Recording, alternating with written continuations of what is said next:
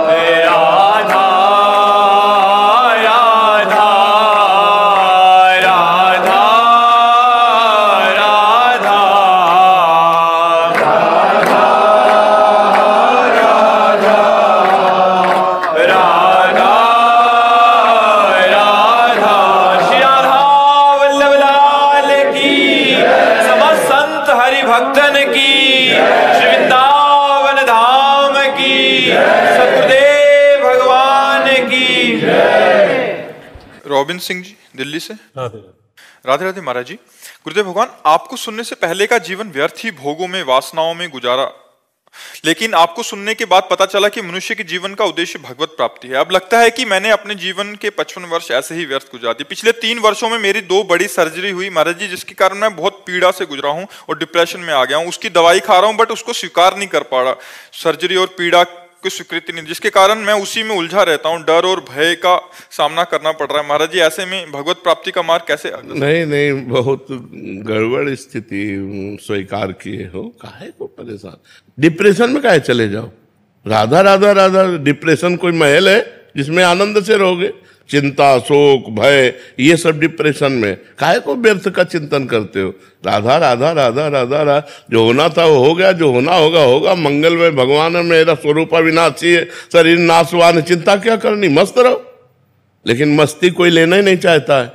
अब बैठे बैठे बैठे, अरे उस समय राधा राधा रटो, नाम जप करो, अभी ठीक हो जाओगे। डिप्रेशन की दवाई है भगवान का चिंतन करना। आप मान लो, हरि स्मृति सर्व विपद विमोक्षणम, भगवान की याद समस्त विपत्तियों से बचा लेती है। दवाइयां खाते रहोगे, कमजोर होते जाओगे। उनके साइड इफेक्ट भी हैं, ऐसा नहीं है। अब नींद की गोली का अभ्यास बन गया, बिना नींद की गोली खाए आपको नींद नहीं आएगी। जितनी दिन नींद आई उसके बाद फिर आपका वही डिप्रेशन चिंतन चलने लगा व्यर्थ का। तो ऐसे ठीक हो पाओगे क्या? चिंतन बदलो और स्वस्थ भोजन पाओ, टहलो फिरो और सत्संग सुनो, मन को एक रिलैक्स करो। मन को बार बार इतना चिंतन किए हुए हो कि वो डिप्रेशन में जा रहा है, चिंतन करो भगवान का। काहे को व्यर्थ चिंतन करते हो? जो हो गया उसका क्या चिंतन? हर कष्ट सहते हुए मस्त रहने का उपाय है राधा राधा राधा राधा। काहे को चिंता करते हो? जब मरना है तभी मरोगे, जो होना है उसे रोक सकते नहीं, तो क्या चिंतन करें? राधा राधा राधा, हे भगवान मैं तुम्हारी शरण में हूं, क्या परेशान? हे भगवान ठीक कर दो, ऐसा भी नहीं सोचा? ठीक तो नहीं करेंगे, क्योंकि पाप कर्म किया हमें भोगना पड़ेगा। अगर ठीक करते तो तुम 10-5 माला जपते हो, बचपन से बाबा जी हैं, बड़े बड़े सिद्धों के नहीं ठीक करते। रामकृष्ण परमहंस जी के गले में कैंसर था, हनुमान प्रसाद पोद्दार भाई जी के उदर में कैंसर था, स्वामी राम सुखदास जी के ब्रह्मरंध्र में कैंसर था। बड़े बड़े सिद्धों के आखिरी जन्म होते हैं और उनको कष्ट भोगना पड़ता है। अवश्य में वो भोक्तव्यम कृतम कर्म शुभाशुभम, हाँ भोगने की सामर्थ्य दे देंगे। गुरुदेव, प्रारब्ध प्रारब्ध प्रारब्ध प्रारब्ध प्रारब्ध बहुत बुरा प्रारब्ध होता है। प्रारब्ध जो आता है फिर बड़े बड़ों को भोगना। महाराज जी सामर्थ्य किसे कहते हैं? जैसे हम बैठे हैं तुम्हारे सामने मुस्कुरा रहे हैं, किडनी फेल है, हमारे हृदय में आनंद की उबाल आती रहती है, हम मस्त रहते हैं। क्यों? क्योंकि भगवान से जुड़े। अगर भगवान से न जुड़े हो तो आज हमारी दुर्गति हो जाए। हमें न कोई डिप्रेशन है ना हमारा, कोई हमसे बात करो तो डिप्रेशन रहित हो जाओगे। तुम हमसे बात करो तो डिप्रेशन देखना तुम ठीक हो जाओगे। गुरुदेव, आप जैसी स्थिति कैसे हो? बता तो रहे यार, राधा राधा राधा राधा राधा, इसी में मस्त रहो, राधा राधा राधा राधा। प्रभु का नाम जप करने से और प्रभु के भरोसे से बहुत आनंद रहता है। अब तुम लोग परेशान हो भगवान से विमुख हो करके अपने अहंकार के कारण। अगर भगवान की शरण में हो जाओ तो नमक रोटी में भी संतोष होने पर आनंद होता है। अगर संतोष है तो नमक रोटी खा के भी आप आनंदित हो, और संतोष नहीं तो रबड़ी पी के भी आप डिप्रेशन में पहुंच जाओगे। आजकल लोगों का मानना है धन आना चाहिए। नहीं भाई, सुख हृदय में जब भगवान का चिंतन होता तब होता है। अब डिप्रेशन में मत रहना, अब नाम जप करना, उचित दवाई ले लो और नाम जप करते हो, धीरे धीरे ठीक हो जाओ। मृत्यु के भय से कैसे पार? नाम जप से है। अभी राधा बोले शरीर छूटा भगवान के पास पहुंच गए यार। बिल्कुल चिंता मत, खूब मस्त रहो। हम कहते हैं मनुष्य जीवन यार मस्ती के लिए मिला है, लेकिन लोग मस्ती समझते हैं क्लब में, मस्ती समझते हैं शराब में, मस्ती समझते हैं मुर्गा उर्गा में। अरे मस्ती भगवान में है यार। कैसे? हम ये आपको बताना चाहते हैं कि मांस में शक्ति नहीं है खाने से, ये गंदे आहार में शक्ति नहीं है। सात्विक आहार खाओ, भजन करो, आध्यात्मिक बनो, बलवान हो जाओगे। सच्ची कहते हैं। आप लोग जीना नहीं जानते हो, अगर जीना सीखो, 4 बजे तड़के उठो, भगवान का नाम स्मरण करो, जल पियो, शौच जाओ, स्नान करो, 2 किलोमीटर दौड़ो, 10-15 मिनट दंड बैठक मारो। अभी देखो शरीर चमकने लगे, अभी पवित्र भोजन पाओ। ये पिज्जा बर्गर खा करके, चाउमीन पाउमीन खा करके थोड़ी कोई स्वस्थ होता है। आजकल की यही सब खा रहे नहीं।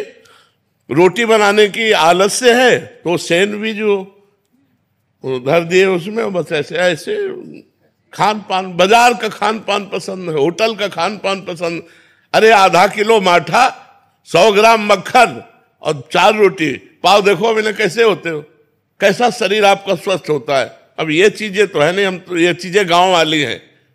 गांव में स्वस्थ भोजन, चूल्हे की 4 रोटी, आधा किलो 1 किलो माठा पिए, तगड़े तंदुरुस्त घूम रहे। अब यहाँ सुबह बेड टी चाहिए, सुबह उठते, और सुबह कब होगा पता नहीं, 10 बजे की 11 बजे ये भी नहीं है। सूर्य उदय के समय उठने से हमारे अंदर ऊर्जा शक्ति बढ़ती है, बौद्धिक शक्ति बढ़ती है, हमारी आयु बढ़ती है। जब हम सूर्य उदय में सो रहे हैं, उसे लगभग अब सबका सोना 10-11 बजे तक रहता है। कोई ऐसे बिरले जो सत्संगी जन है, जो थोड़ा संयम में आ रहे हैं, वो भले 4 बजे उठते हो, नहीं 4 बजे कौन उठता, 2 बजे तो सोते हैं, 2 बजे रात्रि तक जगते हैं और फिर सोते हैं, 10-11 बजे उठते हैं। अब 4 बजे उठने वाले इतने, बताओ 4 बजे कौन उठता है? हाँ चलो 2-3-4 हाथ तो उठे यार। 3:30-4 बजे अपने आप नींद खुल जाए। 1 बजे हम उठ जाते हैं। 1 बजे हाँ, उठना चाहिए और अपनी कमाई करना चाहिए, भगवान नाम की कमाई करना चाहिए। क्योंकि यार मरना है, न रुपया पैसा साथ जाएगा, न परिवार साथ जाएगा, न मकान साथ जाएगा, आपका भजन साथ जाएगा, आप प्रसन्न रहेंगे। अब इसीलिए गरज गरज कर कहते हैं, अपना उदाहरण देते हैं कि यार ऐसी समस्या में भी यदि आनंदित रहा जा सकता है तो केवल भगवान की शरण में रहकर रहा जा सकता है, भगवान नाम जप करके रहा जा सकता है। नहीं, सब परेशान है। तो अगर हमारी बुद्धि शुद्ध हो तो हम स्वयं सुखी रह सकते हैं और दूसरों को सुखी कर सकते हैं। तो बुद्धि कैसे शुद्ध होगी? अच्छे आचरण से। अच्छे आचरण कैसे होंगे? जब हम भगवान का नाम जप करेंगे, जब हम अध्यात्म से जुड़ेंगे, जब हम संतों की बात सुनेंगे, संतों की बात मानेंगे, तभी। नहीं तो फिर कैसे बुद्धि कैसे पवित्र होगी? आजकल सबके पास मोबाइल है, गंदी गंदी बातें देखते हैं, गंदे गंदे विचार आते हैं, गंदी गंदी क्रियाएं करते हैं, इसीलिए पतित होते चले जा रहे हैं। चाहे बच्चा हो, चाहे बच्ची हो, चाहे बूढ़ा हो, चाहे जवान हो। अब कल एकांतिक में कि हमारे माता पिता हमारे सामने गंदे आचरण करते हैं, मतलब माँ अन्य पुरुष से और पिता अन्य स्त्री से, अब हमारा क्या कर्तव्य है? अब बोलो, बच्चा जवान प्रश्न ऐसा कर रहा है, अब क्या उत्तर दे? क्या उत्तर दे? कैसे हमारा समाज सुव्यवस्थित रहे? छोटी छोटी बच्चियों के साथ लोग गंदे आचरण कर रहे हैं, पशु की तरह हिंसा कर रहे हैं, बच्चियों की आग में जला दिया, ऐसे ये क्या बुद्धि हो रही है? ये समाज की बुद्धि तभी सुधरेगी जब अध्यात्म जाए, इनकी खोपड़ी में धर्म घुसे, तब उनकी समझ में आएगा। अब तो राक्षस बन रहे, मतलब कैसे ऐसे ऐसे आचरण कर रहे हैं जो सोचकर लगता है कि कैसी दुर्गति की वृत्तियां बढ़ रही हैं। जवान जवान बच्चे, जवान जवान बच्चियां, कोई ब्रह्मचर्य नहीं, कोई धर्म नहीं, मनमानी आचरण कर रहे हैं। इसलिए हमें लगता है अध्यात्म सुनो, धर्म से चलो, अपनी इंद्रियों को कंट्रोल रखो, नाम जप करो, तुम्हें आनंद हो जाएगा। अंजू जी महाराष्ट्र से। महाराज जी आपके चरणों में कोटि कोटि नमन। महाराज जी, क्या हम भक्ति मार्ग और ज्ञान मार्ग दोनों पर एक साथ चल सकते हैं? क्योंकि इस जीव को दोनों ही रास्ते बहुत प्रिय हैं महाराज जी। रास्ता थोड़ा तो चल सकते हैं, आगे नहीं चल सकते, क्योंकि ज्ञान में अहम ब्रह्मास्मि है और भक्ति में दासोहम है। तो दोनों को कैसे हो सकता है? मैं स्वयं ब्रह्म हूं और मैं भगवान का दास हूं, तो दोनों मार्ग अलग अलग हैं। तो थोड़ी दूर तक तो चल सकते हैं, थोड़ी दूर का मतलब सिद्धांत तक चल सकते हैं। क्योंकि जैसे मन का निग्रह करना है, इंद्रियों का निग्रह करना है, चिंतन भगवान का करना है, लेकिन जब आगे हम बढ़ेंगे लक्ष्य की तरफ, तो दोनों का लक्ष्य अलग अलग हो जाता है। वो निराकार की तरफ जाता है, ये साकार की तरफ जाता है। वो अहम ब्रह्मास्मि आत्मस्वरूप की तरफ जाता है, ये भगवान से प्रेम करने की तरफ जाता है। भगवान का नाम रूप लीला गुणधाम, इसमें प्रेम करके रोना और उसमें समाधिस्थ होना, दोनों में अंतर है। अंतिम ज्ञान का लक्ष्य और भक्ति का लक्ष्य दोनों अलग अलग हैं। उसमें आत्मस्वरूप में स्थित होना है, इसमें आत्मस्वरूप भगवान में प्रेम करना है। भगवान में समा नहीं जाना है, भगवान में प्रेम करना है, उसमें भगवान में लीन होना है। जसवंत सिंह जी उत्तराखंड से। राधे राधे महाराज जी। महाराज जी, जब संसार के रिश्ते मोह और जिम्मेदारियां हमें बांधती हैं, तब निष्काम भक्ति और ईश्वर से जुड़ाव कैसे बनाएं? नाम जप, जितना नाम जप करोगे उतने मन पवित्र होगा। पवित्र मन में मोह का प्रभाव नहीं होता, ज्ञान का प्रभाव होता है। अभी अपवित्र मन है तो राग द्वेष लड़ाई झगड़ा सारा प्रपंच है, और जब नाम जप से ये प्रपंच हट जाता है तो फिर आनंद में सबसे प्रेम का व्यवहार होता है, लेकिन मोह नहीं होता, फसाव नहीं होता। जैसे हम अपनी माँ से प्रेम करते हैं और उसमें भाव कि मेरे भगवान माँ के रूप में है, तो प्रेम और गाढ़ होगा, लेकिन वो बंधन कारक नहीं होगा, वो भगवत प्राप्ति करा देगा। तो ऐसे ही हम चराचर जगत से प्रेम करें, प्रेम में निषेध नहीं है, लेकिन सब में भगवत भावना हो। अभी भगवत भावना तो है नहीं, अभी तो अपने परिवार से ही मोह है, अपना जो 2-4 लोग 5 लोग हैं उसी में आसक्ति होती है, तो ये मोह है। इस मोह का त्याग भगवान के भजन से होगा। जितना आप नाम जप करेंगे उतने आपको ज्ञान प्राप्त होगा। ऋषिका शर्मा जी। सीताराम महाराज। महाराज जी राधे राधे। महाराज जी, आप जब से जीवन में आए, जीवन पूरा ही बदल गया। जब से आपको सुनना शुरू किया तब से राम नाम जप करती हूँ। थोड़े समय पहले सपने में आदेश मिला कि राम नाम जपने का, तब से बल और तब से प्रयासरत हूँ। महाराज जी, मुझे शादी करने में कोई रुचि नहीं है, और महाराज जी आप कह रहे हैं कि आप हनुमान जी को याद रख के जीना चाहते हैं और किसी और से मोह नहीं रखना चाहते। महाराज जी, अब मैं मेरी अपनी माँ के साथ रहती हूँ, क्या निर्णय? हाँ, इसके लिए बच्चा व्यवस्था चाहिए कि आप एक सुरक्षित वातावरण में रहें, कुसंग जहां ना हो। तो सबसे ज्यादा सुरक्षित अपना घर है। यदि हम अपने परिवार से घिरे हुए रहें और मोबाइल का दुरुपयोग ना करें, मोबाइल से भी कुसंग होता है, और अपनी मन और इंद्रियों को भगवान में लगावें तो अच्छी बात है। यदि आपको गृहस्थी में नहीं जाना तो हमारे भगवान ने 2 मार्ग बनाए हैं, एक निवृत्ति और एक प्रवृत्ति। प्रवृत्ति में गृहस्थी मार्ग से जाकर भगवान की प्राप्ति करना है, और निवृत्ति में विरक्त होकर भगवान की प्राप्ति करना है। मानो कि आप ये गृहस्थी के वस्त्र त्याग दिए, सन्यास के वस्त्र ले लिए। विरक्ति का तात्पर्य अंदर से अनासक्त होकर भगवान के भजन में रत रहना। तो आप अपने मम्मी पापा परिवार के बीच में रहिए और खूब भजन कीजिए, मत कीजिए ब्याह, बहुत अच्छी बात है। कोई गंदा व्यवहार ना होना चाहिए, तभी जीवन निर्वाह हो पाएगा, नहीं तो फिर विचलित हो जाओगे।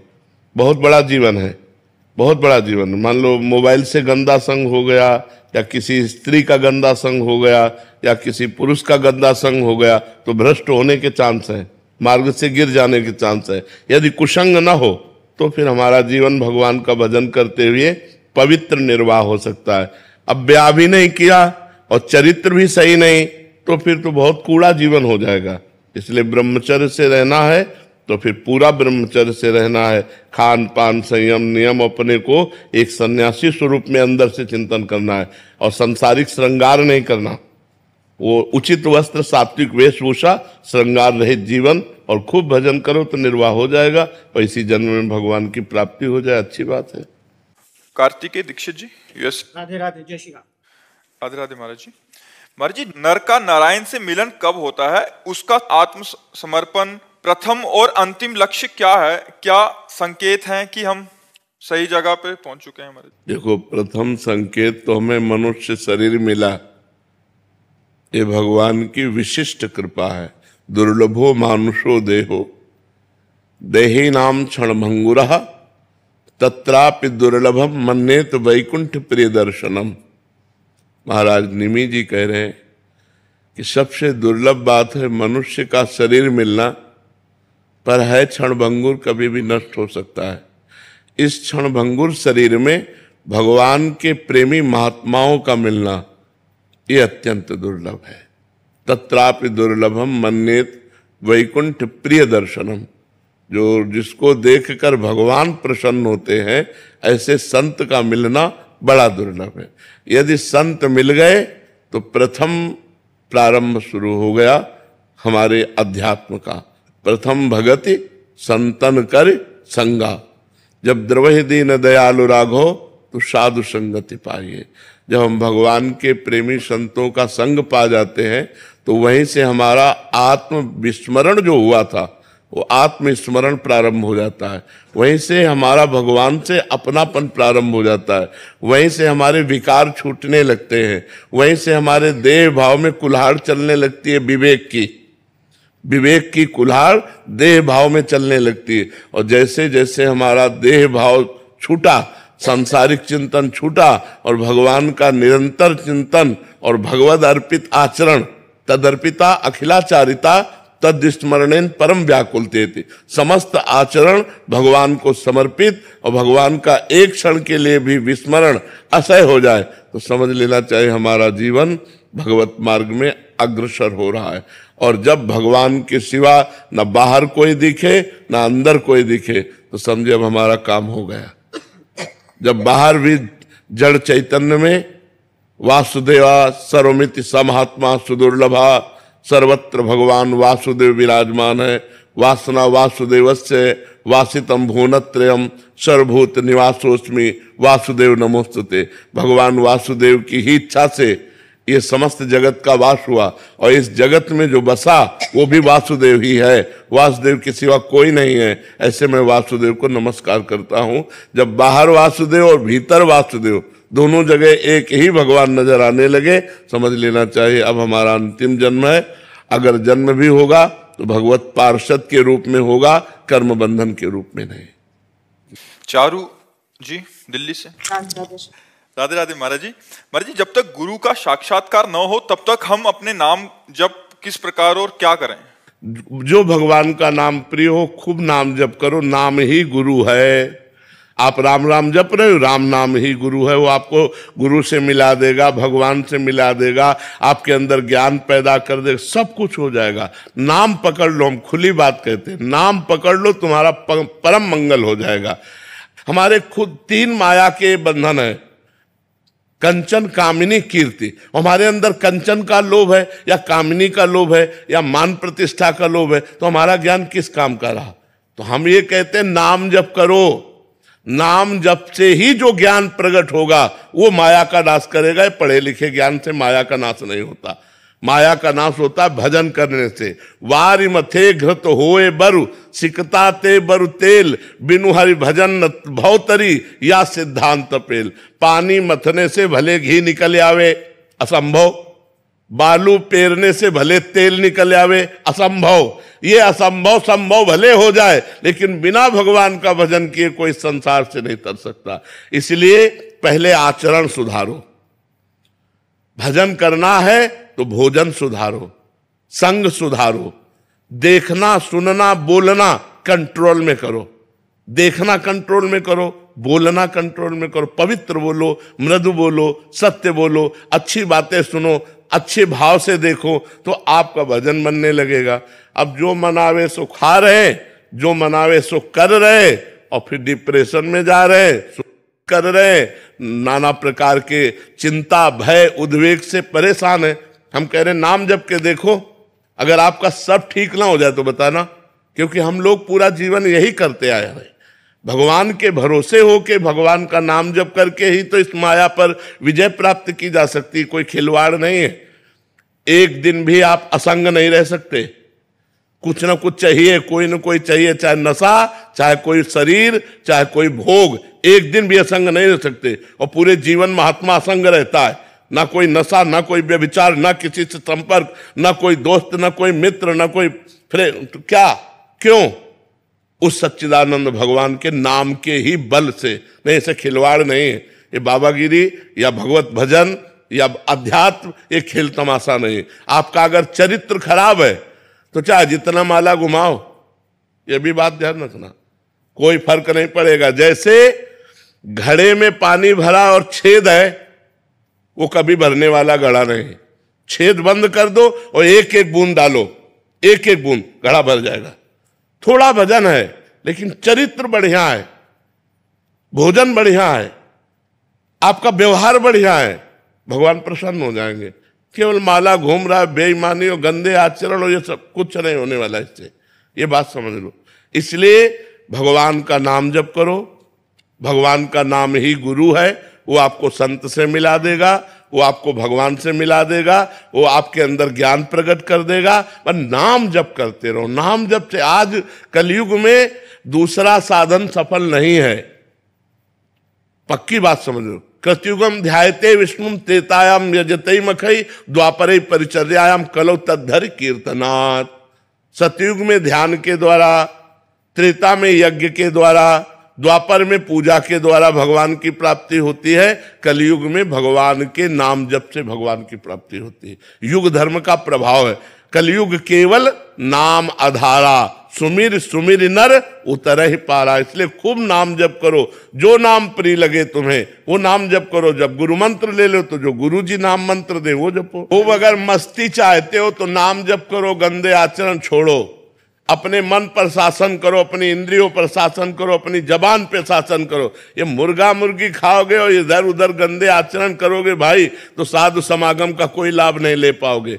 आए हो तो शराब पीना, मांस खाना, व्यभिचार करना, पराई बहन बेटियों से ये बंद करो तो तुम्हारा जीवन आनंदमय होगा। नहीं तो चाहे जितने संतों का संग करो, चाहे जितना माला घुमाओ, वो बात बनेगी नहीं। जब तक आचरण पवित्र नहीं होंगे, भोजन पवित्र नहीं होगा।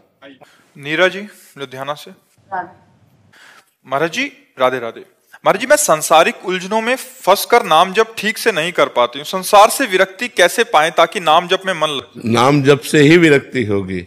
अगर नाम जप नहीं तो फिर विरक्ति किससे होगी? बुद्धि अपवित्र है तो फंसी रहेगी ना।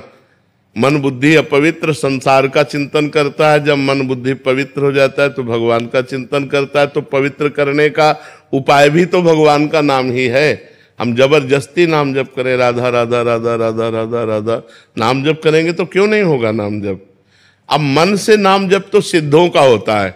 साधक को जबान से नाम जप करना होता है। नई नई अवस्था में राधा राधा,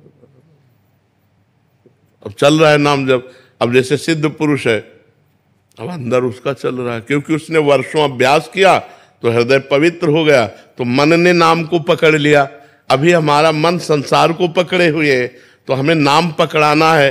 तो यज्ञ भाग्य वर्तते नाम तुभ्यम, जिसकी जिह्वा के अग्रभाग पे भगवान का नाम विराजमान रहता है, राधा राधा राधा।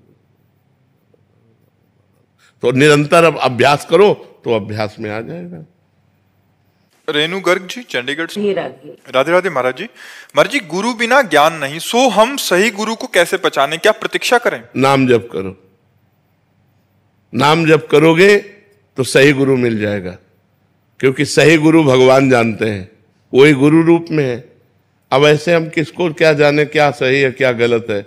हम अपने बाहरी नेत्रों से तो रूप देख सकते हैं, वैभव देख सकते हैं, और ये सब मायाकृत होता है, ये सच्चिदानंद तो है नहीं। गुरु सच्चिदानंद में होता है, तो सच्चिदानंद भगवान से प्रार्थना करें और नाम जप करें जो नाम प्रिय हो, क्योंकि हम समय व्यर्थ ना जाने दें। जब तक गुरु ना मिले तब तक हम भगवान का भजन ना करें, मर गए तो नरक जाएंगे। इसलिए हम खूब नाम जप करें और भगवान से प्रार्थना करें कि मुझे गुरु रूप से मिल जाओ, तो वो खुद व्यवस्था कर देंगे।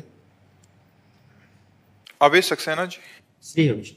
श्री हरिवंश। महाराज जी, महाराज जी, एक चिंतन हमारे मन को बड़ा व्यथित करता है।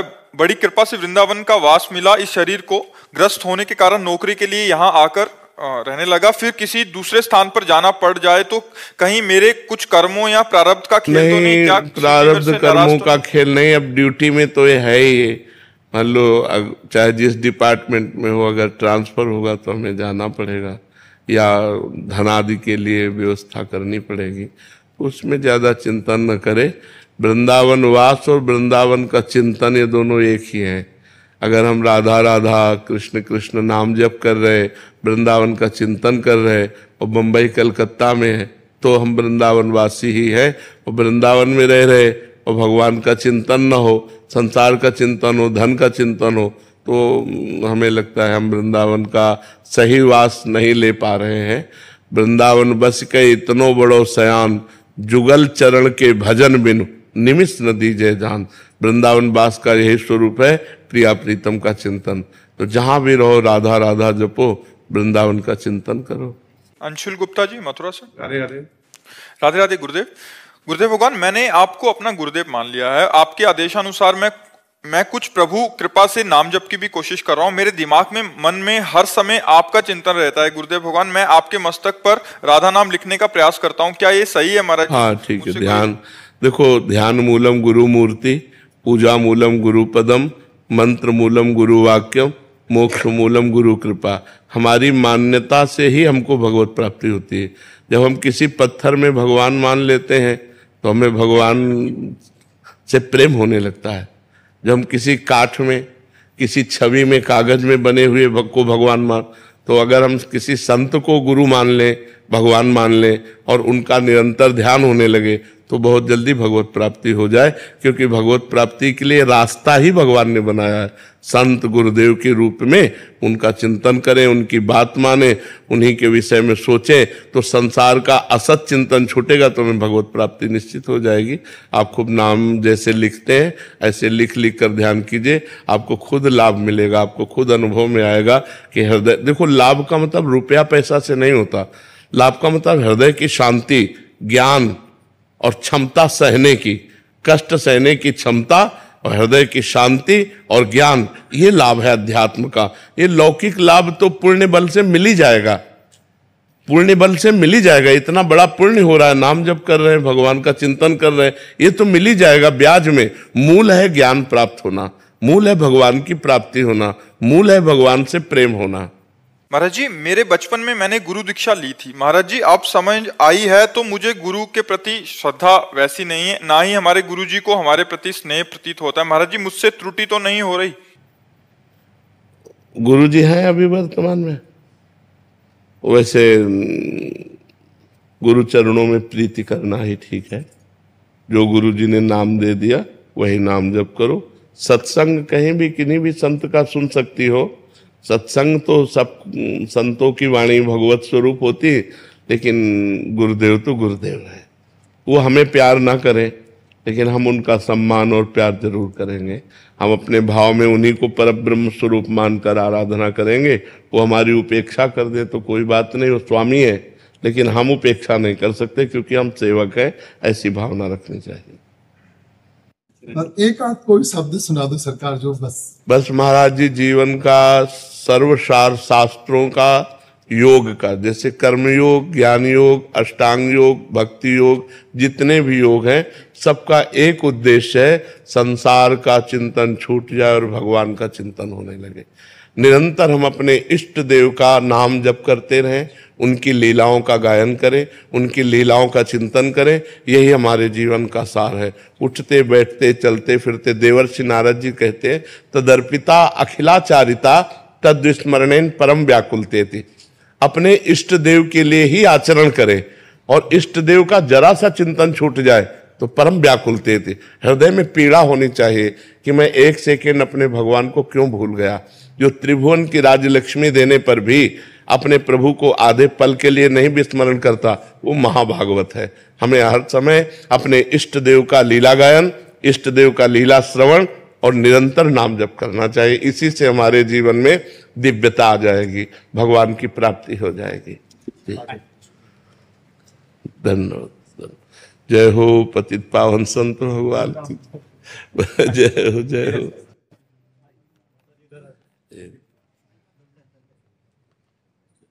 बाबा मैं बालक नवनीत प्रियदास जी, परम पूज्य बाबा से गया प्रसादी महाराज की सीध प्रसादी थे।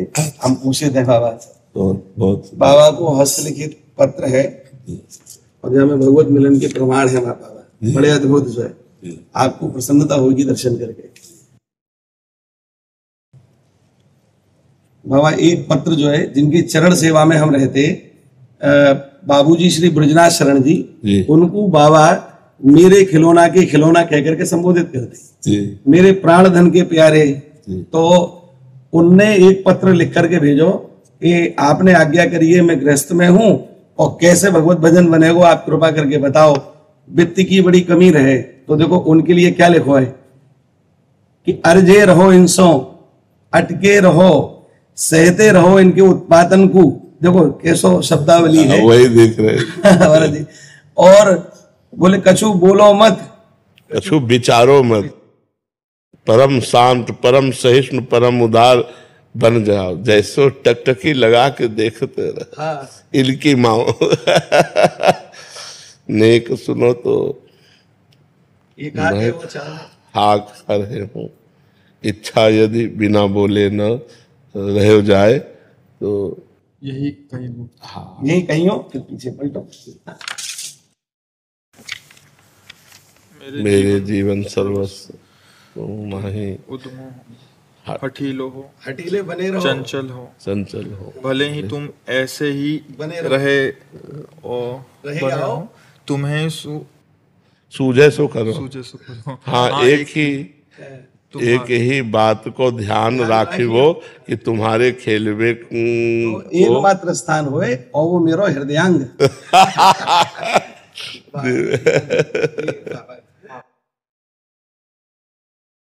बड़ी कृपा करी कि महापुरुषन के वचन हमें, हाँ महापुरुष। साहिल जी, राधे राधे महाराज जी। महाराज जी, जाने अनजाने में अगर आपने किसी का दिल दुखाया हो और कुछ गलत कहा हो और आपने उस अपराध की बहुत बात अनेकों बार माफी भी मांग ली हो, लेकिन सामने वाला व्यक्ति आपको माफ ना करने और पुरानी बात, उससे कोई फर्क नहीं पड़ता, उससे कोई फर्क नहीं। यदि आपने गलती मान ली है, कोई ऐसी दुखद क्रिया, दुखद वार्ता हुई तो आपको बड़ा पश्चाताप हो रहा है, आप उससे क्षमा याचना कर लिए, इसके बाद वो क्षमा नहीं करता, कोई फर्क नहीं पड़ता। वो न क्षमा करे, मालिक क्षमा कर दिया, आपके हृदय में जो जलन हुई, जो पश्चाताप हुआ, वही उसका प्रायश्चित हो गया। वो क्षमा ना करे अपने द्वेषवश तो जलता रहे, उससे कोई फर्क नहीं पड़ता। आपको वो क्षमा हो गया, भागवतिक विधान से क्षमा हो गया। यदि हम हृदय से मान लिए तो क्षमा हो गया, उसके क्षमा करने ना करने से कोई फर्क नहीं पड़ता। क्योंकि वो अगर द्वेषी पुरुष है तो अब आप बार बार नमन कर रहे हो, बार बार क्षमा मांग रहे हो, नहीं तो उतना भोगे, आपका क्षमा हो गया क्योंकि आपने हृदय से प्रायश्चित मान लिया। और व्यवहार में अगर कोई निकट संबंधी हो तो फिर व्यवहार कैसा रखना चाहिए? प्रिय, अपनी तरफ से प्रिय व्यवहार रखना चाहिए, वो कटुकरे करने देना चाहिए, अपनी तरफ से प्रिय व्यवहार रखना चाहिए, अपनी तरफ से दोबारा चूक नहीं होनी चाहिए, अपनी तरफ से प्यार भरा व्यवहार होना चाहिए।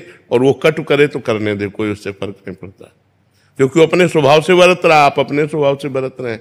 उसका स्वभाव द्वेषी है, वो जलेगा, वो आपका उपहास करेगा, आपकी निंदा करेगा, आपको दुख पहुंचाने की चेष्टा करेगा। आप मृदु मुस्कान के साथ उसका पवित्र व्यवहार कीजिए तो वो भगवान देख रहे हैं, वो आपका मंगल करेंगे।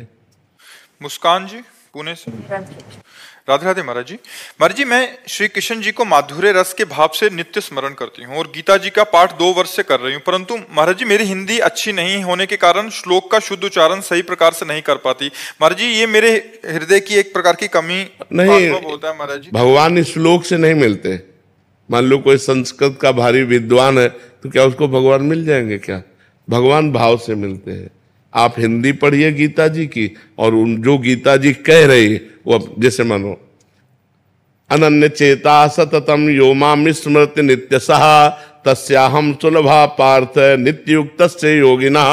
ये श्लोक पढ़ लिया, अब इसका हम भाव नहीं समझा तो पुण्य तो हो जाएगा लेकिन लाभ नहीं मिलेगा।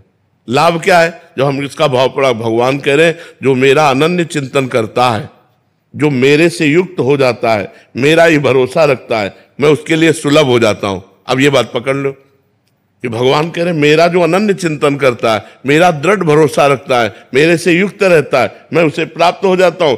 एक श्लोक की बात मान लो, पूरी गीता का फल मिल जाएगा। कोई श्लोक में एक श्लोक की बात मान लो, हम पूरी गीता कंठस्थ कर लें और भजन न करें तो हमें लाभ नहीं मिलेगा। हम एक श्लोक की बात पकड़ लें कि भाई भगवान कह रहे मेरा निरंतर भजन करो, बस रोज हिंदी से तो हिंदी आती तो अर्थ तो पढ़ ही रहे ना, तो बस खूब भजन करो और अर्थ पढ़ो। भगवान इसी से प्रसन्न है। भगवान हर विद्या से भगवान की प्राप्ति होती है।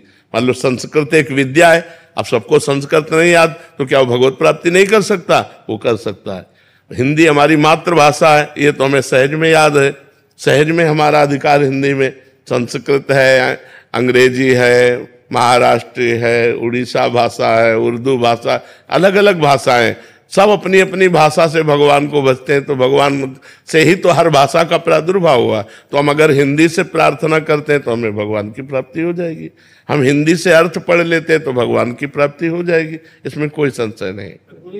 शहीद चतुरासी जी हम पढ़ते हैं लेकिन उसका मतलब पूरा मीनिंग हमें भी कभी कभी नहीं आता। हाँ, अगर ना भी समझ में आए तो ये मंत्र है, श्याम श्यामा प्रगट प्रगट अक्षर निकट प्रगट रसवत अति मधुर वाणी, ये दिव्य लीला है। गीता सिद्धांत है, सिद्धांत समझना आवश्यक है, और लीला गायन की जाती है। गायन करने से धीरे धीरे लीला चिंतन बनने लगेगा। अब जैसे चतुरासी जी का 45वां पद है, आवत श्री वृषभानु दुलारी, आवत श्री वृषभानु दुलारी, रूप राशि अति चतुर शिरोमणि, अंग अंग सुकुमारी। अब इसका हम जैसे भाव जब चिंतन बनेगा, अब उसके चिंतन में दिखाई दे रहा है कि श्री जी आ रहे हैं, आवश्य वृषभानु दुलारी, लाडली जी महाराज पधार रहे। कैसे रूप की राशि है और चतुरता की सीमा है, अंग अंग से सुकुमारता टपक रही है। जब गाते गाते ये रूप झलकने लगेगा तब रंग आ जाएगा। अभी हमको केवल गायन करना है, गान करने मात्र से ही हमारा परम कल्याण हो जाएगा। अगर हम 84 जी का गान रोज करते हैं तो 84 लाख योनियों में नहीं जाना पड़ेगा। छुट्टी 84 भ्रमंते निरखय जुगल किशोर, निरखय जुगल किशोर भोर रैन न जाने, पिय रूप रस मत भयो कछु मन नाने। प्रेम लक्षणा भक्ति हो यही आनंदकारी। यदि 84 जी का गान करते तो प्रेम लक्षणा भक्ति प्रकट हो जाएगी, प्रिया प्रीतम के दर्शन हो जाएंगे, 84 लाख योनियों से मुक्त हो जाएंगे और लीला में प्रवेश हो जाएगा। करते रहिए, वर्षों समझ में नहीं आएगा, वर्षों, क्योंकि बहुत ऊंची रस की स्थिति के पद है ना, वो धीरे धीरे समझ में आएगा। महाराज जी आपने एक और समाधान बताया था, जैसे हम पाठ करते हैं, यहाँ रसिक पदों का पाठ करते हैं संस्कृत में, तो लास्ट में 2 मिनट या 4-5 मिनट राधा नाम कीर्तन या करने से भी त्रुटियों का शमन और अपराध माफ हो जाता है। हाँ, बिल्कुल बिल्कुल।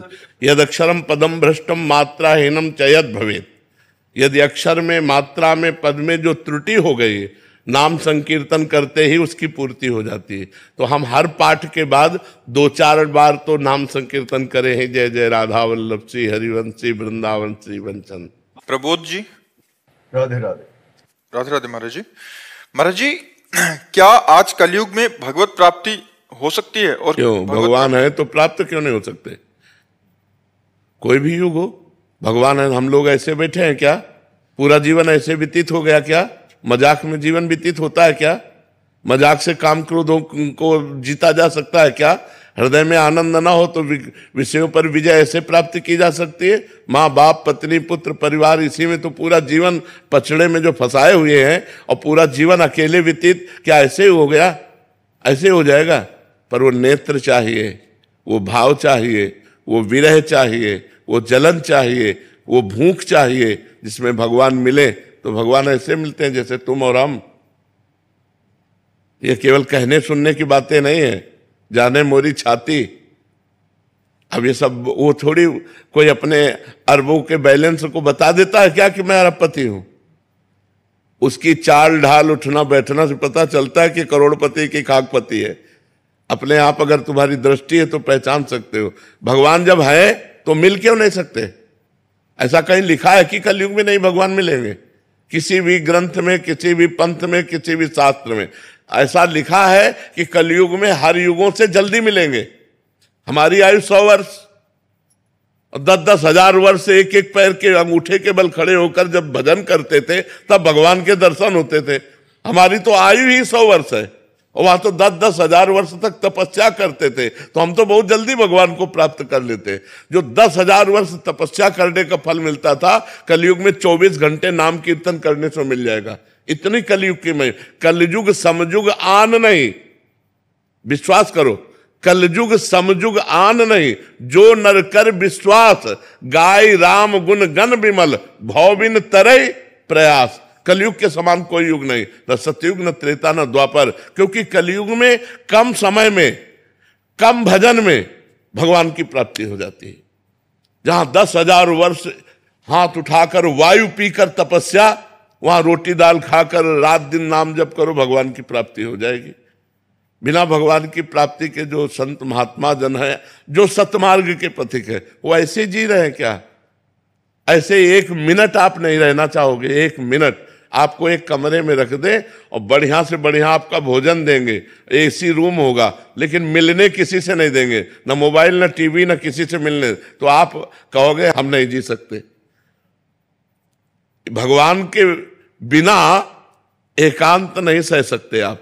एकांत सबसे बड़ी सजा है, और अगर भगवान से चित्त जुड़ा है तो एकांत सबसे बड़ा आनंद है। समाज से एकांत की तरफ मन भागता है जिसका मन भगवान से जुड़ने लगता है। तो आप सोचो, आप लोगों ने पूरा जीवन व्यतीत किया, कैसे ऐसा हो सकता है कि भगवान ने मिले, हम चैन से मुस्कुरा रहे हैं? भगवान के बिना हमारा जीवन ही नहीं है। भगवान की कैसे तुम्हें बताए? एक बार भगवत प्राप्ति, अब तुम्हें कैसे बताए? सब बातें बताने की थोड़ी है। महाराज जी, इसमें एक प्रश्न था। महाराज जी, आप काफी बार हम सत्संग में सुना है कि आप कहते हैं कि हम सच में, हमारा स्वभाव ऐसा था कि हम माइक से बोल देते। हाँ, अगर भगवान का अनुभव ना होता ना, परमानंद की बात, तो हम माइक से बोल देते कि हमारा स्वभाव ऐसा जिद्दी। लेकिन हम यही कहते हैं, कमी हमारी और कृपा उनकी, कमी हमारी और कृपा भगवान की। स्वभाव में हम बता रहे हैं। अच्छा, ऐसा स्वभाव ना होना तो 500 साधु हैं और सब 20 से लेकर के 35-40 तक के हैं और सब ग्रेजुएट है, पढ़े लिखे। ऐसे नहीं मर्यादा चल रही, ऐसे नहीं चलती, ऐसे नहीं। आंख में दम नहीं, तुम्हारी बाजुओं में दम नहीं तो फिर शासन नहीं चलता। चाहे वो घर का शासन हो, चाहे वो राज्य का शासन हो, चाहे वो राष्ट्र का शासन हो। शासन तभी चलता है जब छाती में दम हो, नहीं तो ऐसे नहीं चलता है। ऐसे थोड़ी अभी चले। तो समाज का आज का क्या है कि ऐसा भयभीत होता जा रहा है, माता पिता परिवार सब ऐसे, और माता पिता के आचरण इतने गंदे हैं कि बच्चे खुद देख रहे हैं। कल ही प्रश्न हुआ तो ऐसे जवान बच्चा और कह रहा था मेरी माँ किसी से गलत संबंध करती हूँ, मैं जानता हूं, अब मैं क्या करूं। अब बोलो, वो माता पिता के लिए जब ऐसा देख रहा है आचरण, तो बच्चे कैसे गंदे होंगे। हम खुद अपने मन पर शासन नहीं कर सकते, हम खुद अपनी इंद्रियों पर शासन नहीं कर सकते, माता पिता बच्चों पर शासन नहीं कर सकते। समाज में शासन व्यवस्था भंग होती चली जा रही, उसी के कारण ये सब दुर्दशाएं फैल रही।